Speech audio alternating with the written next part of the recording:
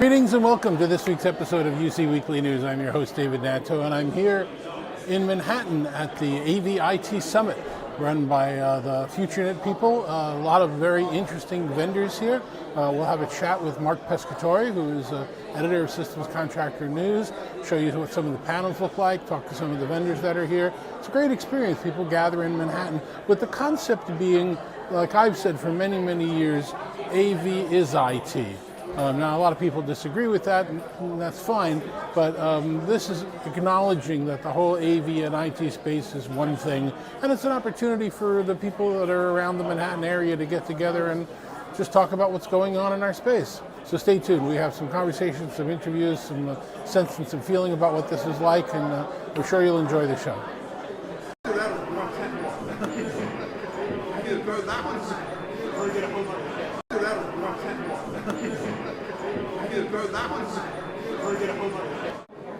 So I'm here at the AV-IT Summit.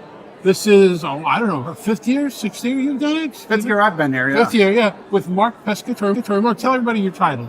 I'm the content director for Systems Contractor News. And my editor and my boss. I write articles for Systems Contractor News. And my columnist.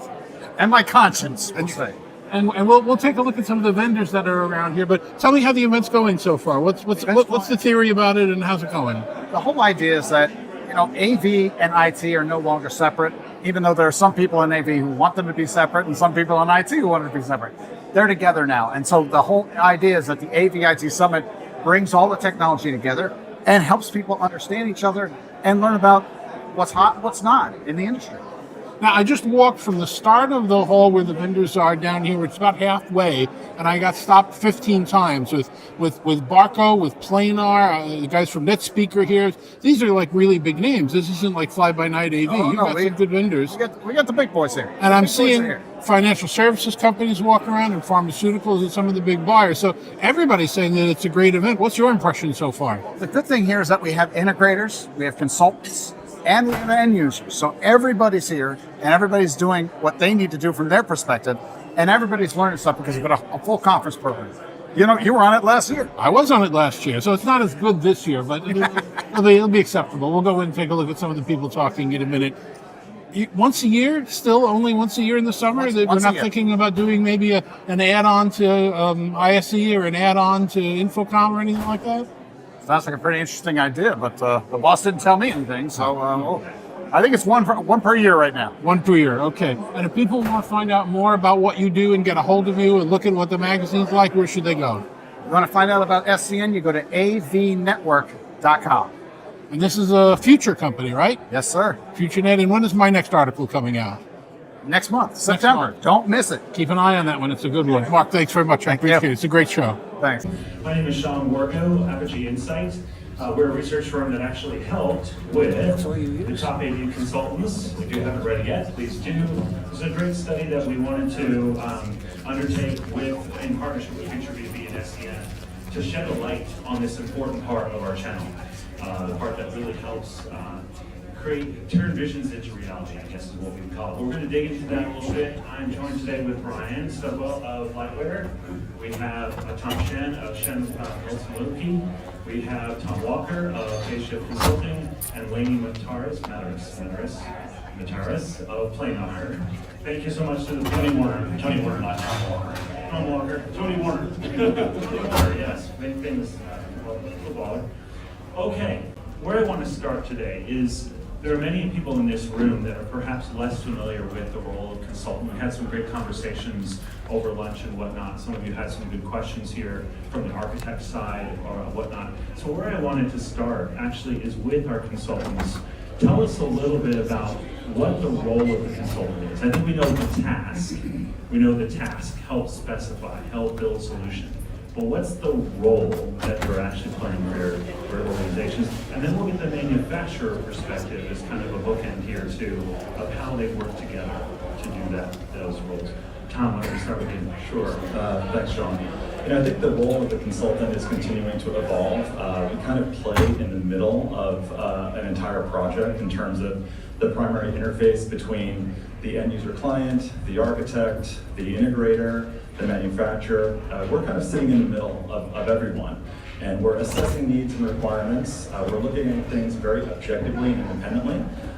We have no vested interest in any one particular product. Our primary interest is an excellent result at the end of the day, and to deliver a successful project that's meeting all the functional requirements of our client, their budgetary capital budget requirements, and then from a reliability and a serviceability standpoint to make sure that all of those boxes are checked. So I think that the role of the consultant is very important because we do play in the middle of all of these different very important players in the overall workflow process.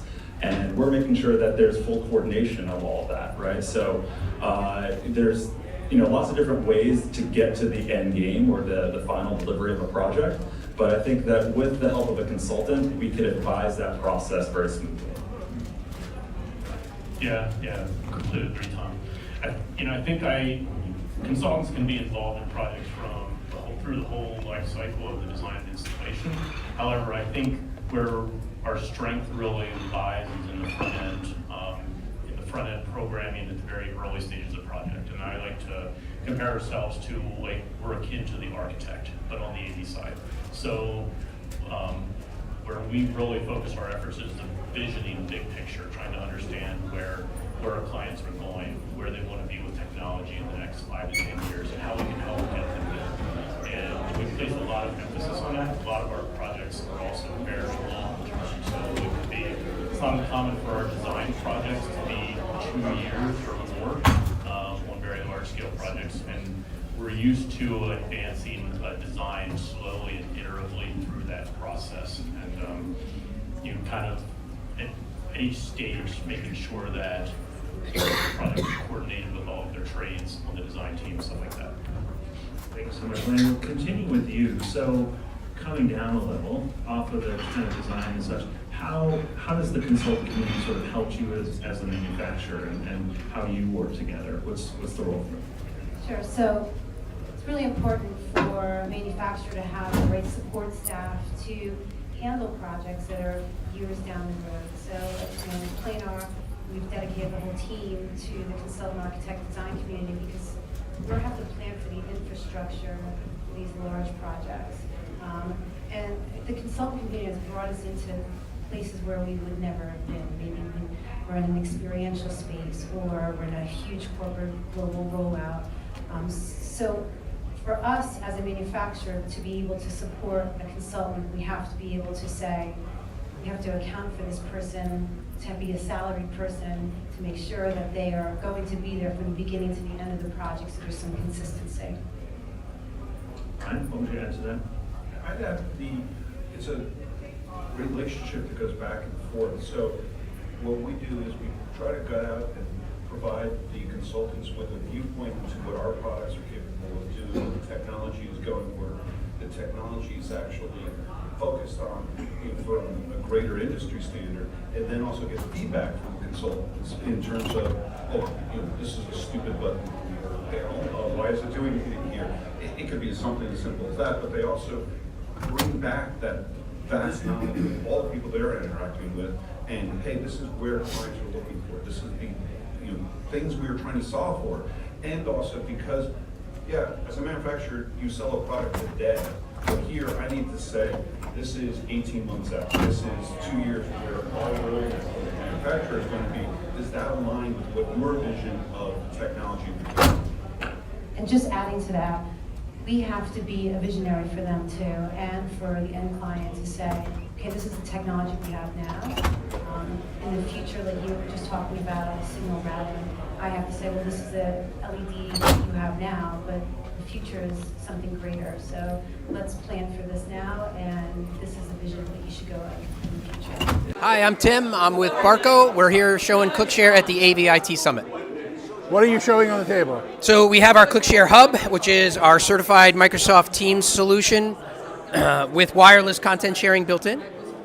And we also have our BYOD products, our CX30, our CX50 second generation, and the ClickShare Bar Hub. We love Pro. the ClickShare bar. A lot of people do. So Website? happy to be here. I said a lot of people do. Website? Barco.com, BARCO.com.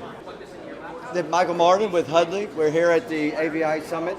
in New York today, sharing the Hudley Intelligent Video Camera Systems with our crew set up, here, as well as the C1 video bar that actually allows multiple cameras to be connected to it. And we're having actually a really good time and loving what we're doing. Good? Oh, hey, hello everyone. My name is Sam with NetSpeak, and we're here at the AV-IT Summit in New York City.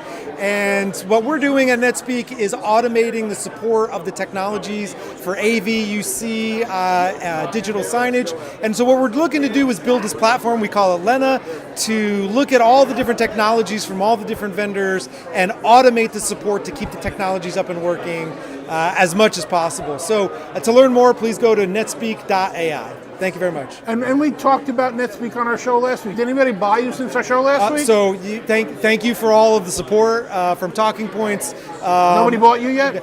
Where nobody's bought us yet. So okay, good. You heard it from here. Nobody bought us yet. Not yet. Once again, our speculation was wrong.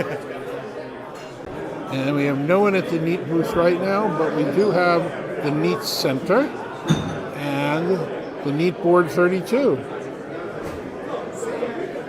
And I guess some neat lip balm. Okay. So not like everybody doesn't know you already, but who are you and what do you do?